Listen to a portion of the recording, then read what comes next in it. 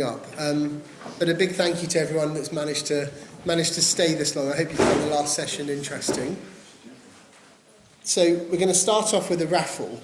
So you all had tickets. Is that right, Ray? Everyone had tickets in their packets, right? You all have a look at your folders. You should have a little raffle. There are some rogue folders on the floor. So you might want to take a bonus. Please feel free to take them up.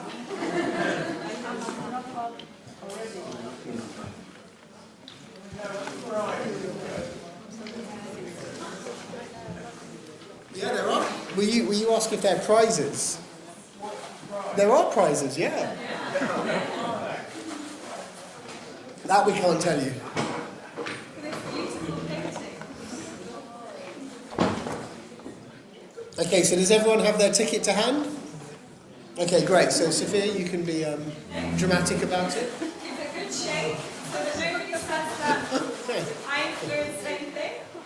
So this is the beautiful painting which Paddy is showing now, taken by our Italian scientist Antonio Beretta, and it's number 38. Keep going. Nobody? I'm going to keep going because there's lots of tickets there. 78. Oh. One more shake. So now we are on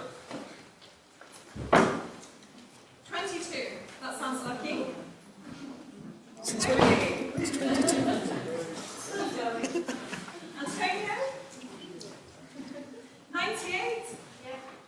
Yay!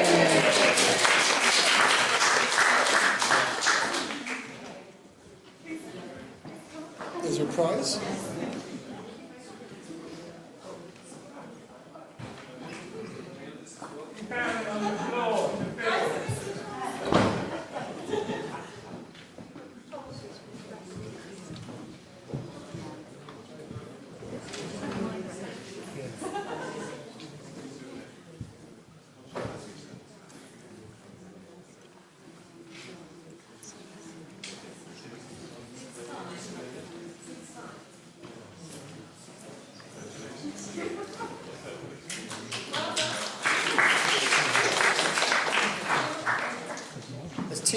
There's two more prizes. Okay, let's do another shake. Everyone got your tickets ready? There are still some folders down here if you want to take some free tickets. I already have them. Up to 7. Yes. Please come on.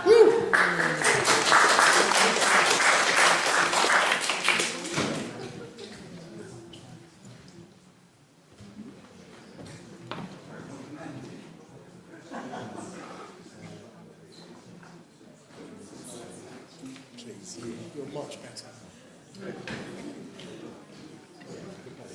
Okay. So we think that the final prize should be drawn by Professor Irani. Are we all in agreement?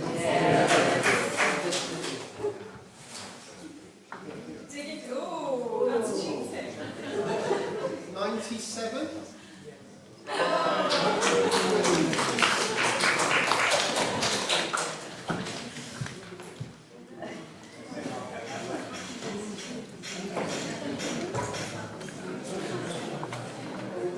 Thank you.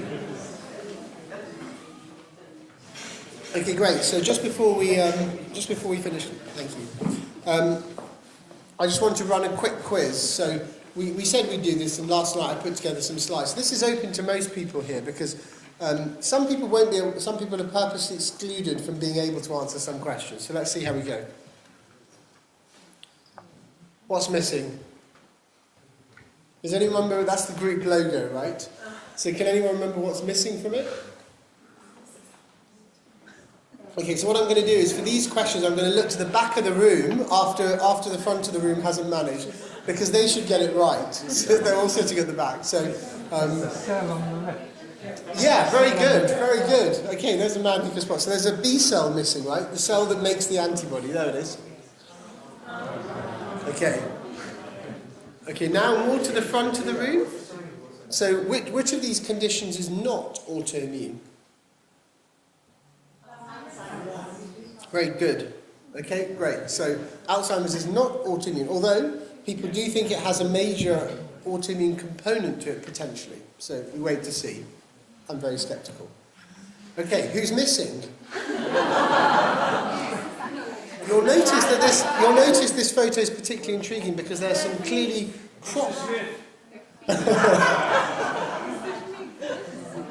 dove egg blue. Who's missing from this photo?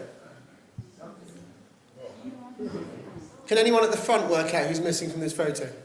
Okay, he spotted himself. Anyone at the back work it out? So David, we cut out that photo. Okay, great. Did anyone spot on the way in when this college was founded? This is Corpus Christi College. Does anyone know? Say again? Very good. Okay, excellent. Yeah. So 1570 celebrated its quincentenary last year. So those of you who are into football will know that Alex Ferguson called Manchester City the noisy neighbours.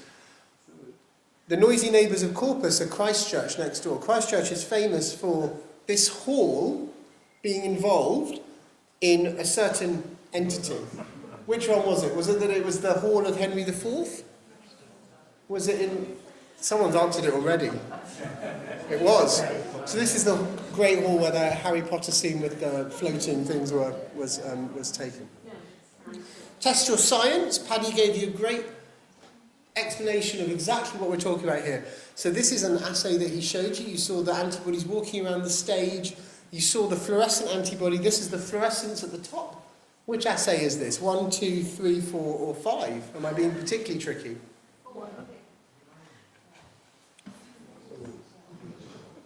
Okay, so Paddy, you've got to try again next year. Okay, so these are how can we go through this? So there's no such thing as a dead cell-based assay. That you can scratch largely from this. Immunoprecipitation, usually you can't visualise. Usually you can't visualise in this way. None of the above was far too cryptic. So it's either going to be live neurons, so live brain nerve cells, or it's going to be live cells, which we call cell-based. And we talked to you earlier about the cell-based assay. So this is a live cell-based assay. Bibi's a little convinced by my explanation. Okay, great. What did you all vote for last year? Do you remember? Yeah, so I put that up really just to emphasise that we've tried our best in the last year, not only because we thought we had leads into it, but to study cause. Which of these are not so far known triggers of these diseases? Yeah, so we don't know yet. We anticipate there will be a large environmental component, but we don't know yet. Okay, then, to see if you're all staying awake, what has been similar about the multiple choice questions I've asked you? Excellent, excellent. So they were all number 2. Yeah, so environment, Alzheimer's, 1517, very good. Someone's been staying awake. Which part of the brain is affected here? Sophia told you about this earlier. Yeah, very good. So it's called the hippocampus, and it accounts for much of our memory performance, of course.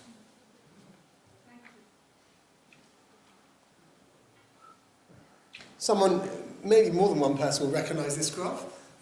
Which disease does it represent? So it's the demographics, so the male and it's the male and female distribution of a certain disease. Which disease is it?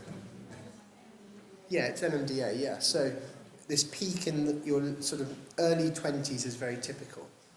These are the females in blue. The cursor's not coming up. The females are in blue. The males are in red. Can anyone tell me what the green is? Say that loudly. Oh, right, okay. It's not dogs, although... it overlaps with one of those two groups. I'll give you a clue. It's Adam's figure, Adam? So those are the tumours in the patient. So those are the ovarian tumours in the patients. What does this show? Which one? 1, 2, 3, 4, 5. Very good. Okay, excellent. So these, by contrast, the previous slide, which was the cell-based assay, this is the neuron-based assay. You can see by those beautiful processes they throw off. And everywhere there's red, there's binding of a patient antibody to that neuron. Okay? We're nearly there. So furthest to the left as you're looking, what's that? Can anyone tell us? Any of the scientists can tell us this? Any of the group? We'll put the pressure on the lab, right? Valentina, what's that to the left? Darshi, you must know. What's that furthest to the left? Okay, I'll give you a clue. I'll give you a clue. Now, can you tell us what it is? Bo? Yes. Very good. Okay, yeah, so this is where people sweat with these diseases. So you can pour powder over patients, essentially, and the powder will change colour depending on where you're sweating. And it's one of those few markers that tells you how patients are doing, because it's like a clinical marker. It's just where you're sweating and how much you're sweating. So some groups do this, and you can see, so in this patient, the dark areas are where you're sweating abnormally. And that gets better as you get treated. Okay? Okay, so again, I'll ask someone from the lab. The second one, has anyone got the pointer? Okay. So what's the second one showing? Say loudly. Very good. I didn't think anyone could spot it from that. So that's the teratoma of one of the patients, which was the first teratoma we learnt actually itself produced the autoantibodies. So this is quite a kind of a landmark for us in the lab, because we learnt that the teratoma can actually make the agent which causes the disease. And the teratomas, they mean monster of the earth, and they are stem cells essentially. So they can grow into anything. So teratomas typically have hair, you can see fat and cartilage in there, and then all sorts of other tissues. They're an amalgamation of many types of tissue. Can anyone tell me what the green is? Melanie, you're firing at the moment. Can you tell us what the green is? Come on, Matesh. It's fluorescent. You must know. Anyone know what this is? I like that a lot. Okay. This is actually a nerve from a patient. This is a patient with Caspar-2 antibodies. They have their nerve biopsied, and you can actually see that those two big green blobs, it's staining for Caspar-2 itself, the target of the antibodies, and it's there, which is the surprise, because people think that often in these diseases you lose your target of your antibodies in your tissue, and that's what causes the disease.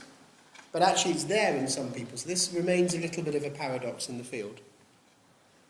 Okay, and this final one down here, what's this a picture of?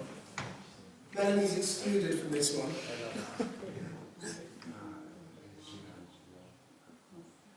Yeah, Matesh has got this. So this is actually the genetic association we were telling you about. The two coils are that HLA molecule, which is genetically encoded, and then the blue and the red that sits in the middle is that protein that can be presented from the inside of the cell that we were telling you about. So that's one of the kind of the new discoveries in the last year or so. And anyone work out what this is?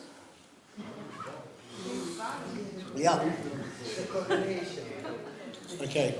So this is one of those interesting studies that someone in the lab did, where he basically said, can we pick the clinical phenotype of the patients without needing to go into detail, many more details? Can we just look at the patient videos and work out what they have? And there are some examples you heard of earlier. Darshi showed you an example of seizures where we can do that. This is an example where we can get close to it. Where most patients, if you pick people with movement disorders of a variety of natures, will have one or two of those. But the NMDA patients, and this is a graph of the NMDA patients, have pretty much all the movement disorders known to neurology.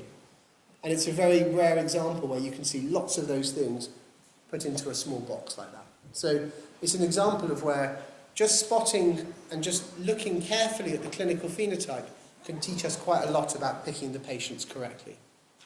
Okay, so I really apologise if I've missed anyone from this slide at the end.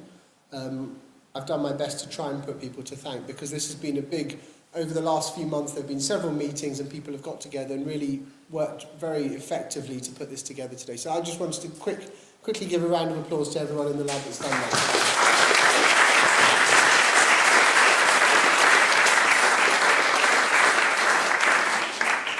And then last but not least, but not at all least, in fact, I don't want to embarrass you, but unfortunately there have been 3 people who have been very important, more than the rest of us, for organising today. So I'd like to, Jacqueline and I guess Nikki have gone home, but so I'm going to have to embarrass you uniquely.